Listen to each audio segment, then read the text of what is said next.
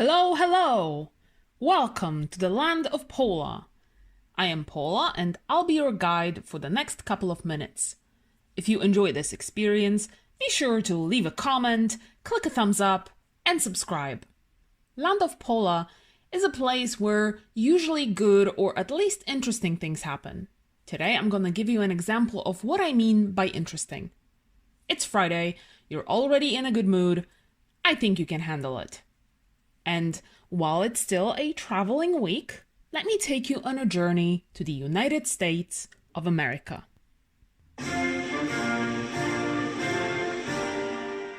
The year was 2005. I just finished my third year of university, and the plan for the summer break was to go on a work and travel program to the US.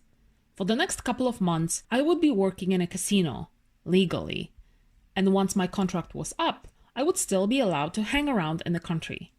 After many hours of travels, I ended up in New London, Connecticut. It was late at night. I got picked up by a stranger and taken to a hotel in Norwich.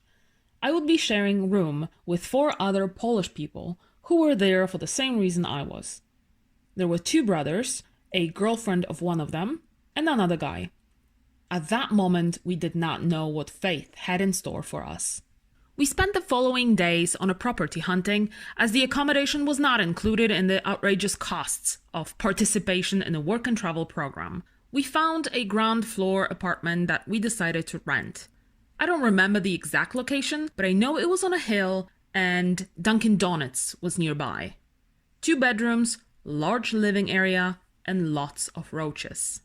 It was cheap though, and even cheaper if you split it in 5. The brothers with the girl took 1 bedroom. The smaller one was taken by me and the other guy, who will be a central figure of today's story.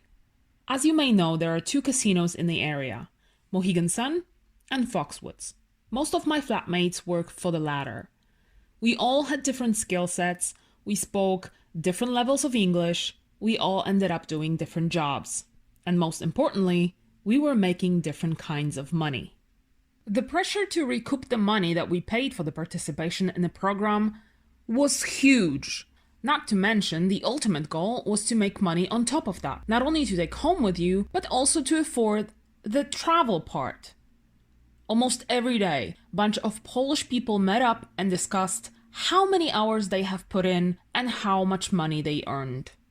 I, myself, had 2 full-time jobs. I was providing a customer service to the casino guests and players, and then spent another 7 to 8 hours taking care of the kids who were left by the gambling parents. On top of that, I would occasionally take another gig at staying with those kids in the hotel rooms at night while the grown-ups partied. I kept that schedule for 3 months, 7 days a week. I barely made my money back.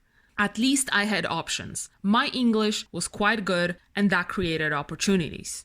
My roommate, however, let's call him Herman, did not speak English at all. He worked in a kitchen and made the least money out of all of us. To make matters even worse, his mother had to sell some piece of land to get the funds for his US trip. He was overwhelmed with the chase for the ROI. One day, he started acting strange. He started asking very detailed questions like where exactly I was from and if I knew where he kept his wallet during the night. One day, I woke up and Herman's face was very close to mine, staring at me. He accused me of going through his stuff and hiding his clothes. At first, we didn't make anything of it. We thought he was just, a weirdo. We were all too exhausted to care. But soon, his weirdness leveled up. He told us these random stories about making some girl he recently met quiet. She was screaming, he said, and I couldn't take it any longer. I shut her up real good. I didn't want to hurt her, but there was no other choice. To say we were getting concerned is an understatement of the year. One day, the girlfriend of one of the brothers, Camila, came home earlier. She opened the door to her apartment and it was pitch black. The light coming from the outside revealed Herman sitting on a chair opposite the doors with a baseball bat in his hand. There was something off about his face, like he was possessed by the devil. "I've been waiting for you," he said. She shut the door and ran away. We thought he might be going through some sort of a nervous breakdown. He must have felt so alone. Everybody was working constantly, and his communication skills were very limited, so he did not make any new friends. As a first step of our intervention, we've located a Polish priest, an authoritative figure that could potentially offer some guidance and support. It helped. For one day. After which, Herman started stalking the priest and threatening to kill him. It got so bad that every time we left the house for work, we made calls to our supervisors to let them know that if for some reason we won't make it, they should immediately alert our roommates and possibly the police. We were petrified. I wasn't sure I was going to wake up in the morning.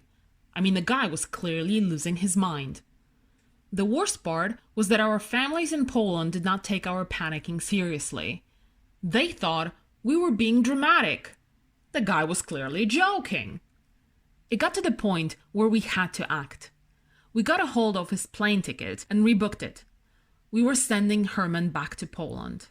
He was convinced he was only going to visit his mom for the weekend, so he left all of his stuff behind. He came to the US with 2 big suitcases and left only with his wallet. The brothers took him to JFK and put him on a direct flight to Warsaw.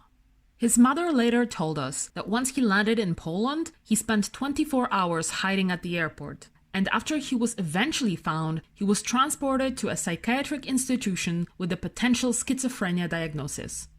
I remember a couple of days after he went back to Poland, I was returning from work, and when I made a left turn into our street, I saw 5 police cars and some FBI agents surrounding our house.